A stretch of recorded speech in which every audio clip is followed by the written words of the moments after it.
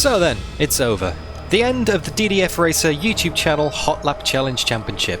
Throughout the course of 8 weeks, I hosted a Hotlap Championship with a different car track combo in RaceRoom racing experience every week. I gave myself only 1 hour to set a lap in each combo and then handed it over to you guys to go and beat me.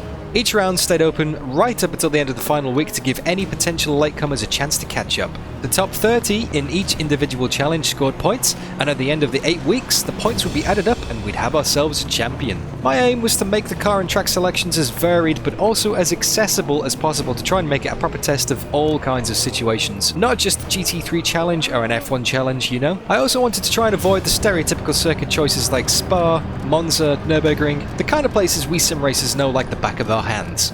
RaceRoom has some fantastic lesser known racetracks which are an absolute treat to drive, so might as well use them, right?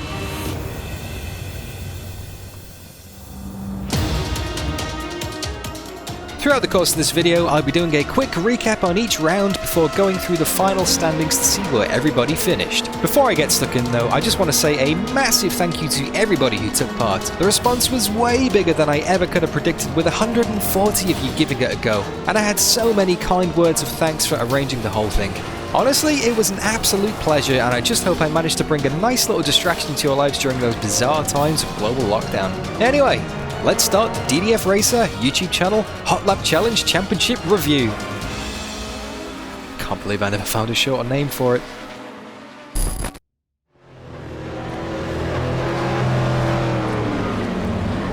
For the opening round, I decided to make it a free-for-all, literally.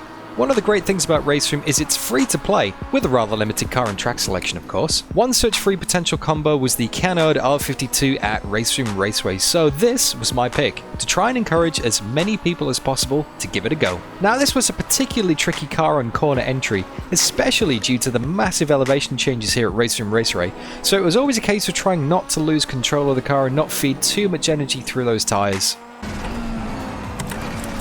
Oh, it's biting, it's biting.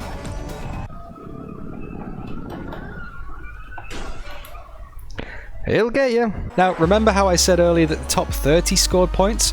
Well, originally, I only actually imagined the top 15 would score points, but I soon realised that wouldn't be enough, as 116 of you set time in this challenge. 116! A couple of days in, I quickly realised I had to change the points to top 30, and that set the rest of the championship in motion.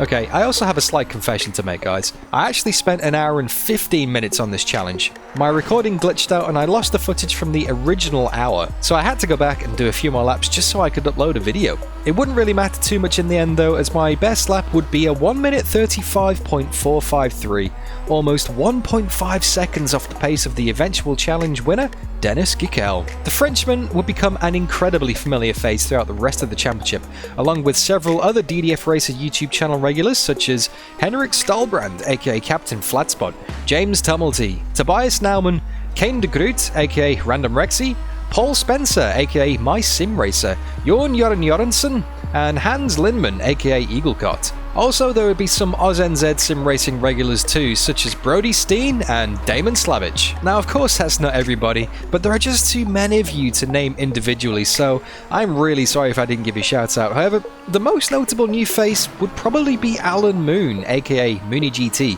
He messaged me pretty early on in the piece saying that the championship had actually inspired him to start making his own YouTube videos, so that was quite new and honestly a moving experience for me. Hey DDF Racer, I've been working on your Hotlap leaderboard challenge and it's been a lot of fun. I've never worked so hard on a lap time with one track, one car combination like that. Just wanted to say thank you for the challenge. It's been fun, especially with everyone stuck at home right now. And thanks for inspiring me to start my own streaming and recording, because that's been fun too. It's also worth pointing out that some notably good people didn't go much further than round 1. Abhishek Jha, who set 3rd best time, would only participate in one more round of the championship and actually finish out of the points. I wonder what could have been if he'd stuck around and given it a go. Same for several others too, who only did 1 or 2 rounds, yet still ended up well into the top half of the championship standings, such as Jasper Herney, Pascal Ravensky, Wojtek Fiala, Damian Hall, and Sven Mackenberg. Still, with the incredible amount of participation, the Hotlap Challenge Championship was off to a pretty decent start, so what would week 2 have in store?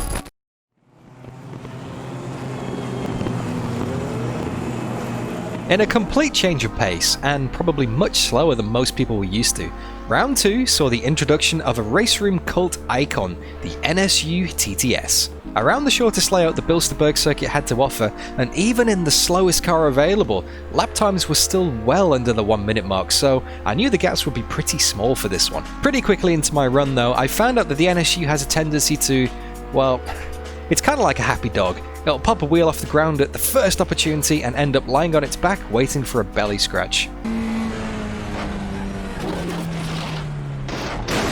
It wasn't just me though. No, oh, we tipped it.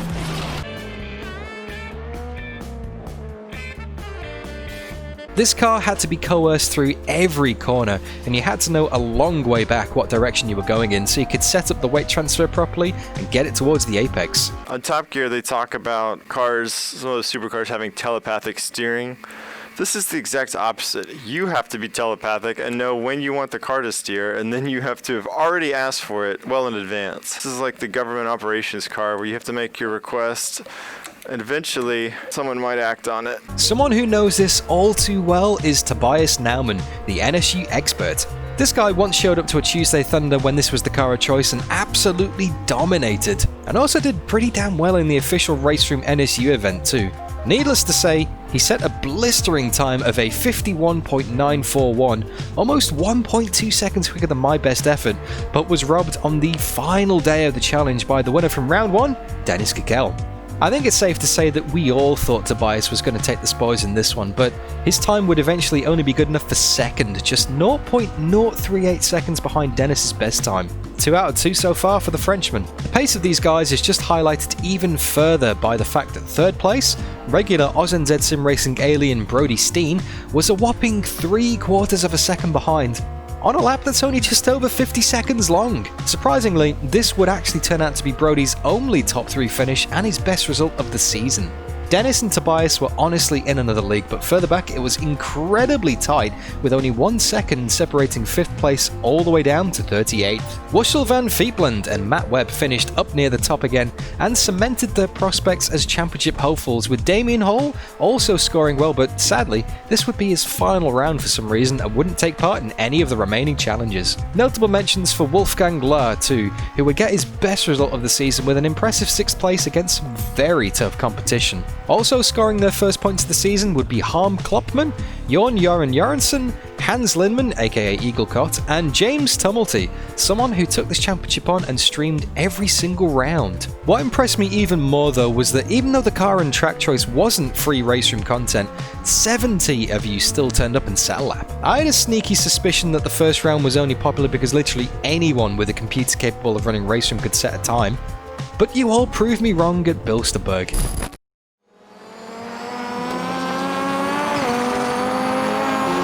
Moving on to round 3, and if there's one thing that regulars on this channel will know, it's that I love me some lower formula open wheelers. Across all sims and events, I've always enjoyed blasting around in a USF 2000 or Formula 4 car, so I decided to mix things up again and throw in the first open wheeler of the championship. I always knew I was going to use this car at some point, but why the Red Bull Ring?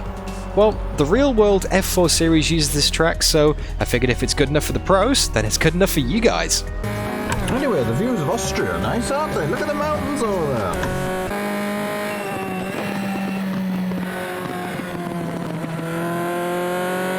There's hardly any corners here, and the circuit usually lends itself to cars with a lot of power. Pretty much every corner here leads onto a long straight, so it's all about nailing every apex and getting a good exit. The track limits are absolutely unforgiving too, so run just a little bit too wide and that's it, lap invalidated.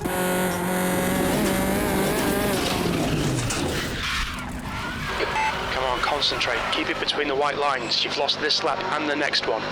Based on my fondness for this car, I figured I'd do pretty well here, and this was actually the closest I ever got to the fastest time in any round of the championship, but my lap of a 1 minute 32.852 seconds was only good enough for 5th overall, despite being just 0.292 seconds off the ultimate pace of, you guessed it, Dennis Gekel.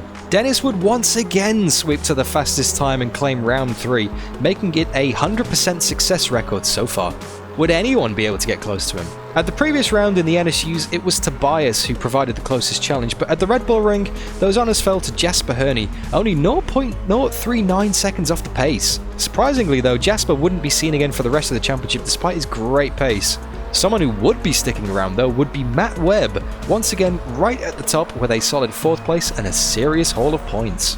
Round 3 also saw the first appearance of James Early, aka Formula Peanut, who is something of an open wheel specialist and would eventually finish in 14th place on his debut in the points, and ahead of championship regulars such as Adam Clark, Olivier Berndt, JP Miranda, Alexander Glowacki, Olaf Hulse, Henrik Stolbrand, Lars Hansen, Alan Moon and Tobias Naumann.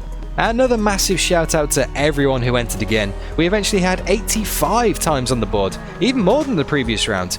Obviously, this combo resonated with a lot of you, but what about round 4?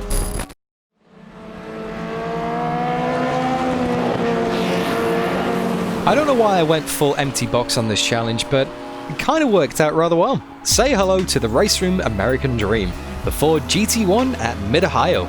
It didn't take me long to realise that my right foot would be the key to this challenge, with the car having considerably more power than grip, which makes me kind of sad considering how good the engine in this thing sounds.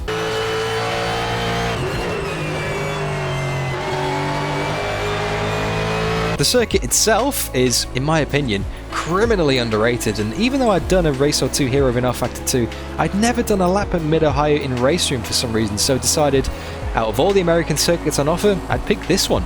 Turned out to be such a good combo, especially with the flowing S's in the back section of the circuit, having to be so delicate balancing the throttle and steering so as not to spin the car out. Into the hairpin, and a perfect demonstration of putting the power down too early. There we go, guys. It's as if I planned it. Oh no! We threw it all away!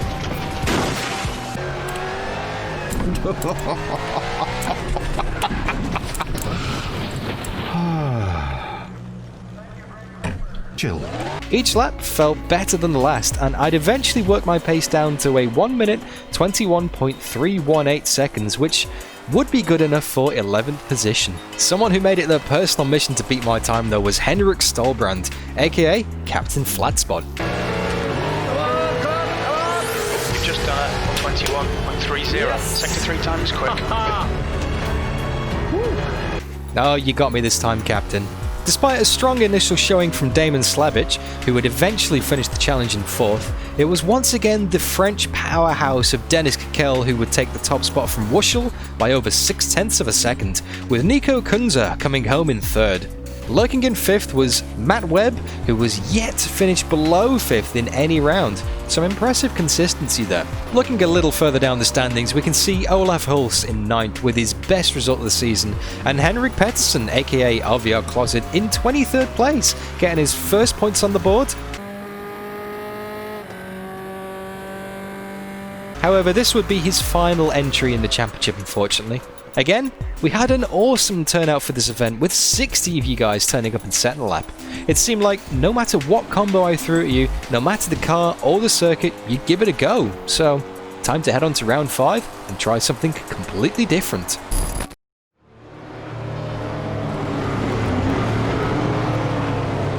With half the season already gone, we'd already had a touring car, a GT car, an open wheeler, and a historic, so my options to keep things fresh were starting to run out.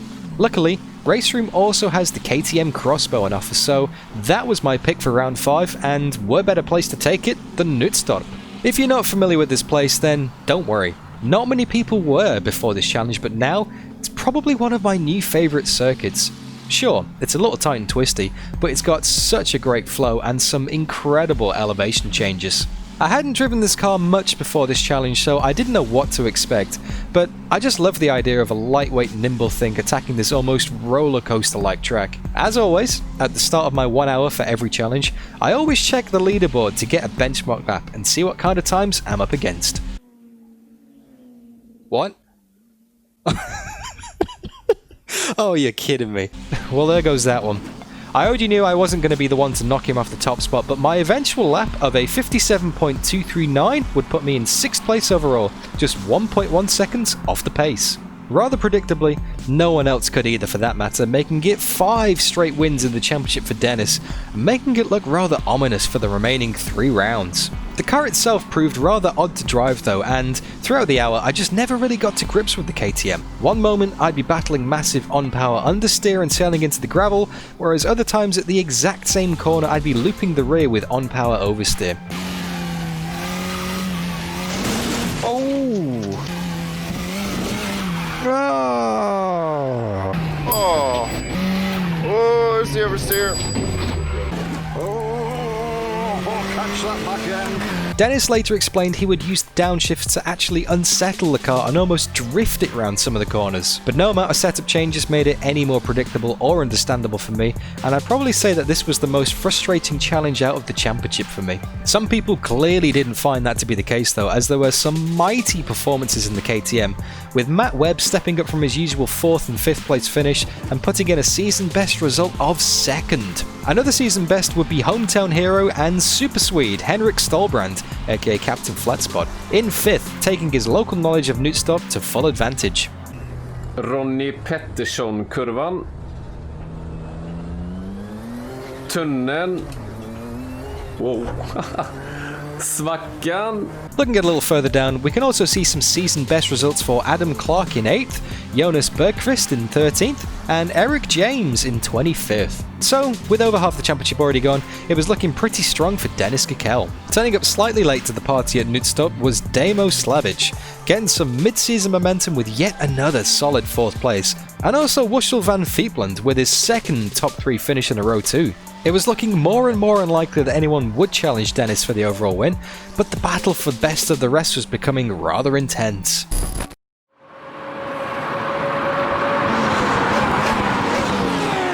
Round 6 saw the 2nd open-wheeler car of the championship, although this was a slightly faster one than the Formula 4 car used at the Red Bull Ring for round 3. The FR-US car, basically an Indy car without the license and RaceRoom to call it that, is one of the fastest cars available with plenty of horsepower and aerodynamic grip. Now, I originally planned on running this combo at Daytona to celebrate the release of the track in RaceRoom, but unfortunately it was delayed, so I had to pick somewhere else. Silverstone. Why? Because I really wanted a place which would show off the high grip nature of the car and push you guys to the limit. So far, most of the combinations hadn't been too quick, but this one was going to be a proper challenge. Now, I knew this one was going to be quick, but throughout the course of my hour, I couldn't quite get my head around just how quick.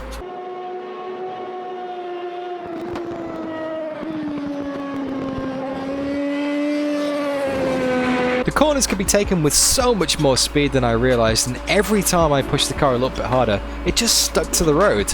Well, apart from slow speed acceleration, that is. Whoa, the turbo lag in this thing. Ooh. Nope. How's it going? Oh dear. Well, that's gonna kill this lap. Oh! Tires are dirty. Eventually, I'd put a time of 1 minute 36.208 seconds on the board, which was good enough to equal my best result of the season in 5th, just behind Mr. Consistent, Matt Webb, with Nico Kunze making an appearance to keep his 100% top 3 record going in 3rd, the absolutely rapid Wushel in 2nd, and, of course, Dennis Gikel taking the top spot once more with a 1 minute 35.822 seconds. Only just by the skin of his teeth though, Wushel was just 0.062 behind. Now, it's easy to look at Dennis's clean sweep throughout the championship and see first position every time so far, but it's been far from easy, with some of the winning margins being incredibly small, often less than 1/10 of a second. Some other rather impressive performances in the IndyCar came courtesy of Kane de Groot, aka Random Rexy, with a solid 16th place. Chase Beverly scoring points with his only entry of the season in 24th, Stuborg Green in 29th finally getting some points after a couple of very close attempts earlier in the championship, and Doc Anders getting his best result too in 37th, although out of the points. Round 6 would also be the last appearance from James Early, aka Formula Peanut, with 9th place and some valuable points which would eventually see him finish in the top 25 in the overall standings. Impressive, considering he only entered 3 rounds and was ahead of quite a few people who turned up for all 8.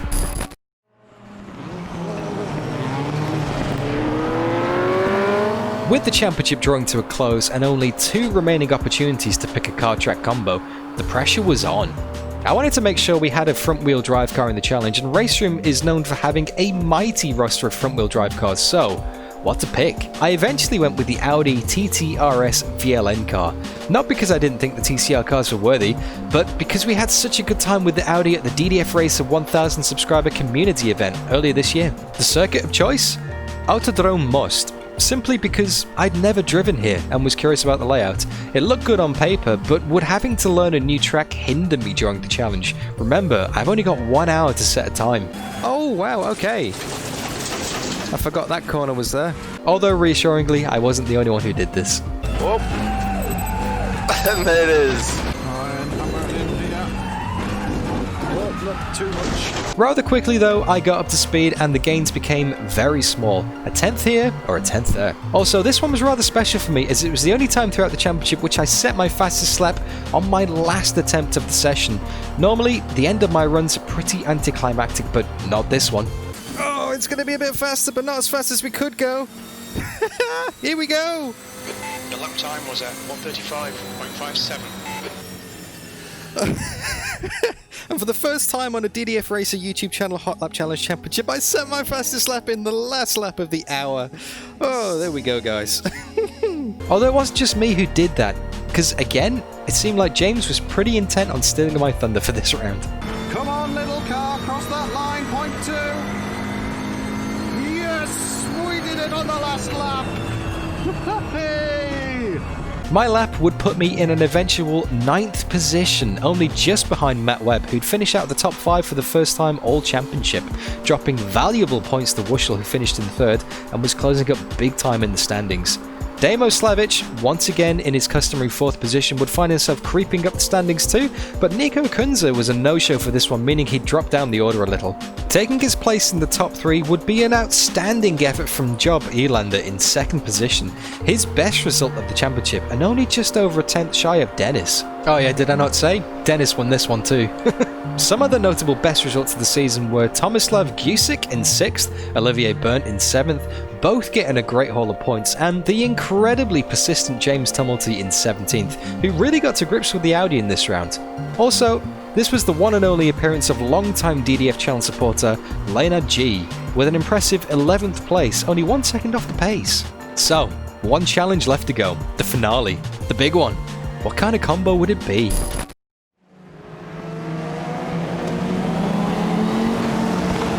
One of the big advantages of hosting this championship was that I got to set the rules. Of course, I tried to make it as fair as possible for everybody taking part and tried to keep the combos as varied as possible, but right from day one, I always knew this was going to be the final combo. It's ridiculous. It's stupid. It doesn't make any sense. Say what you want, but that's one of the beautiful things about sim racing. You can create these impossible situations and put a car track combo together that would never normally happen. I did my best not to give anything away before the challenge went live, and couldn't really wait to see a reaction to taking out a 1990s Formula 1 car to a tarmac rally stage. Some of you instantly said, nope, I'm out, including championship leader and winner of every round so far, Dennis Kikel. There were quite a few of you who said, Dan, why have you done this to us? But still begrudgingly took part anyway. And then, after a few days, the general consensus started to shift. A few of you were like, oh, this isn't too bad actually.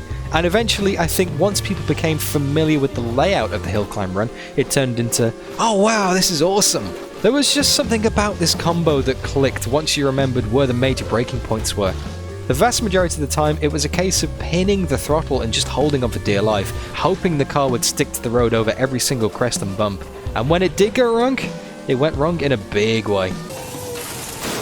Oh, it's over. Okay, Dan, we need to watch these track limits. No, you've gone upside down there.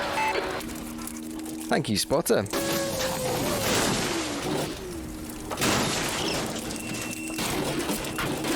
Goes quicker when it's on its wheels, mate. That was a big one. Oh, and there's a fence. And there's another fence, and now, oh, around it goes again. Oh, that's actually making me kind of dizzy. Whew. Do not recommend doing that in VR, guys. Whoa. Ooh, okay, I might need to take a break for a minute. Whew. With Dennis not taking part, it was anybody's challenge to win. My best effort of a 2 minute 35.059 seconds seemed like lightning speed at first, and I was pretty confident, but I'd soon be pushed down to an eventual 10th place. Damon Slavic initially set the time to beat, but again would get bested by Wuschel, with Damo ending up 4th and Wuschel 3rd. Again, Nico Kunze would make an appearance and get a top 3, only 6.5 tenths off the fastest lap. That fastest lap was set by, well, Dennis Gikel. The man who said he wouldn't be taking part just couldn't help himself and seemed to storm to the top of the leaderboard with a 2:26.734, making it a clean sweep of the entire championship with 8 out of 8 challenge wins.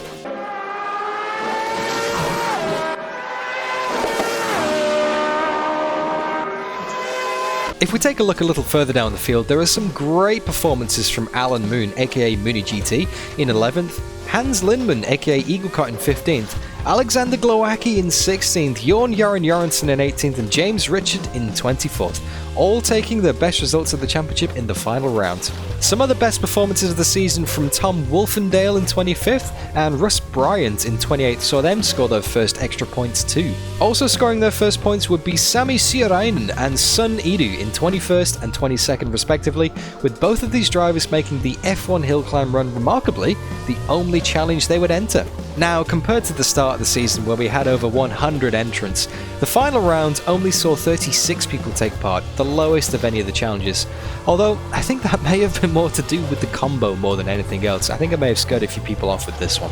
But, after 8 weeks and plenty of chances to get some times on the board, how would the overall points look? Time to add everything up and settle it once and for all how we all compared.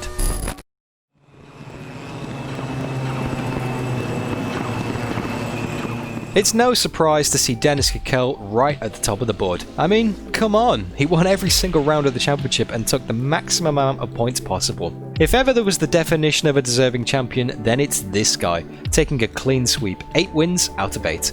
Massive congratulations to you, Dennis. You nailed it, mate. In your honour, the next event like this I organise will be called the Dennis Gikel Trophy.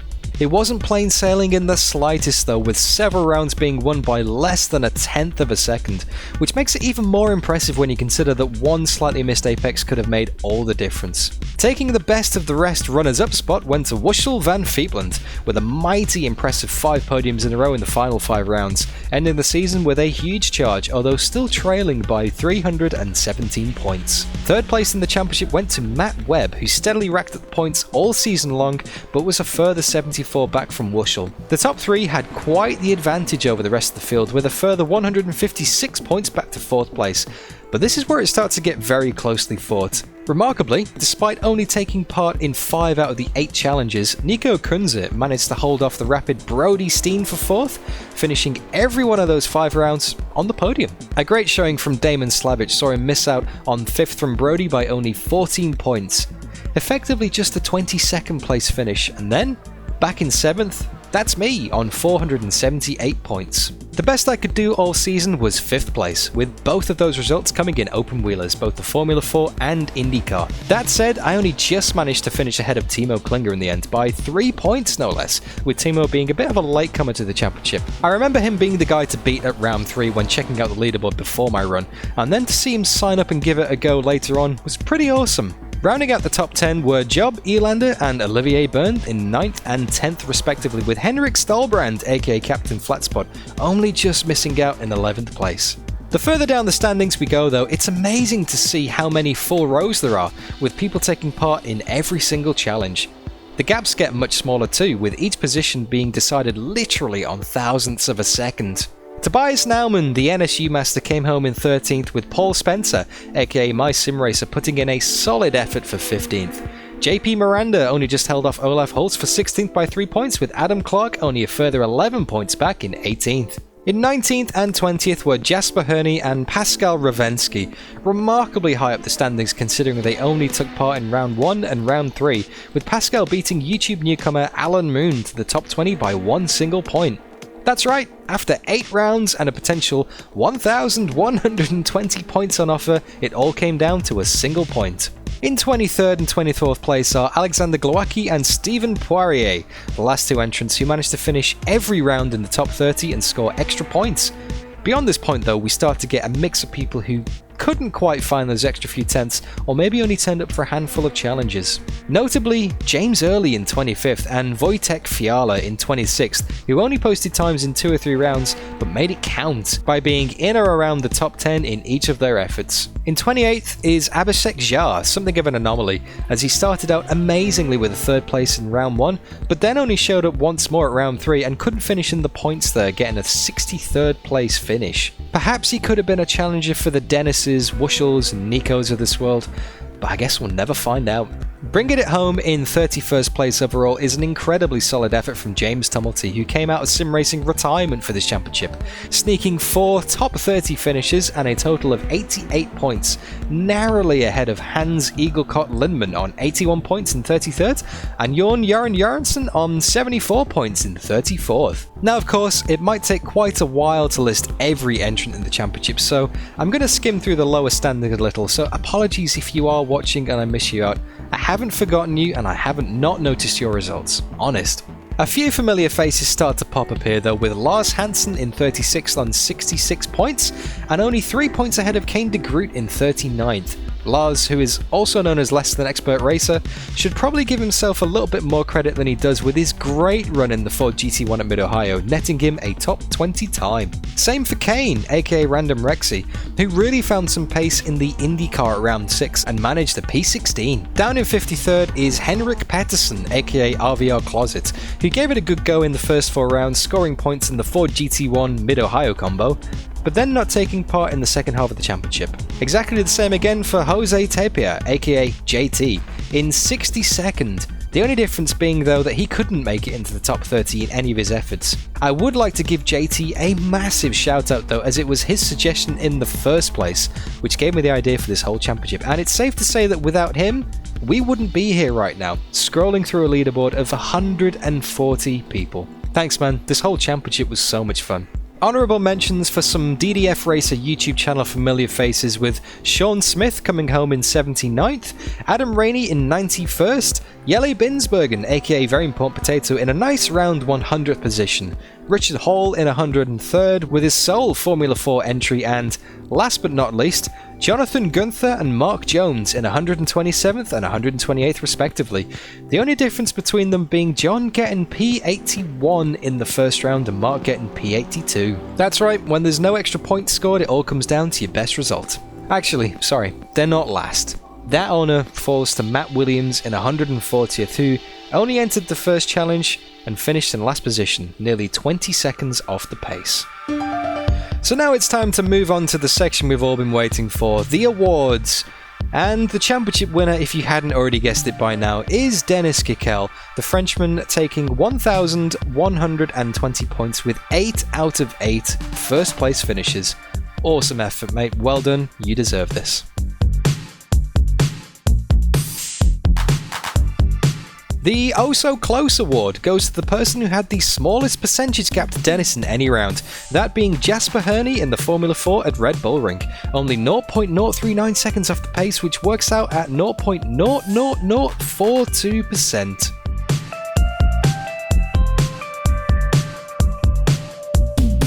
The Maid of Honor award goes to the person who finished highest in the championship with the most second place finishes, Wushel van Fiepland, with a second in round 4 and a second in round 6. Maid of Honor, mate. Enjoy it.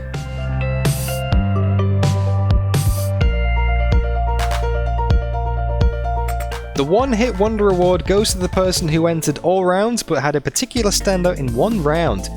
Safe to say that's Tobias Naumann in the NSU in round 2, finishing second. His average result from the rest of the season is 23rd place.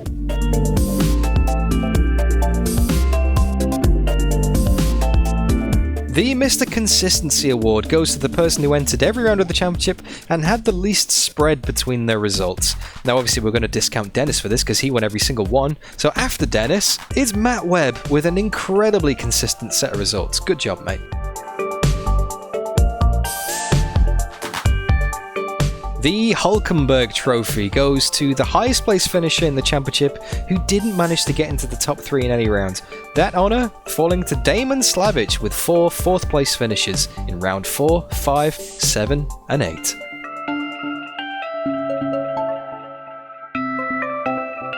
The Most Improved award goes to the person who entered every single round, had the worst result in the first and the best result in the last. That being Jorn Jørgensen, who was 85th out of 114th in round 1 and 18th out of 36th in round 8.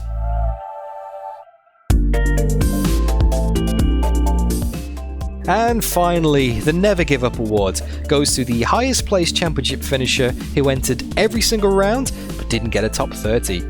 That being Mark Hallowell with a best result of 32nd in round 8. So I guess that wraps things up then, guys. That's it. The DDF Racer YouTube channel Hotlap Challenge Championship is over. Massive congratulations to Dennis Kikkel, the champion. I want to take this moment to thank everybody who entered the championship and made this possible. To see so many names on the board was just an awesome feeling and just something I wasn't expecting. The way the championship evolved from round to round and all of the new people that got drawn into the channel throughout, either here in the comments section or over on Discord, it's just fantastic to see. We really are building a great little community here, guys, so thank you for coming along. It's great to have you. When I started this channel a few years ago, I had no idea it would get to the stage it is now with so many people involved and such a community, so that's all thanks to you. I don't know what we're going to do next or when we're going to do it. You guys know me, I'm incredibly disorganized when it comes to these things. But whatever it is, I can't wait. If you don't want to miss out on whatever that is, then make sure you subscribe if you're not already subscribed, and also head over to my Discord, link in the description. And if you enjoyed this roundup, then of course, don't forget to leave the video a like and share your thoughts in the comments too. Were you one of the guys who took part? And if so, let me know what your personal highlights of the championship are in the comments section. And if you really enjoyed this video, then you can also become a member of the channel by clicking the join button below, in return for some pretty awesome perks, of course. Anyway guys, that's it. Thank you so much for watching, thank you so much for taking part, and I'll see you again real soon.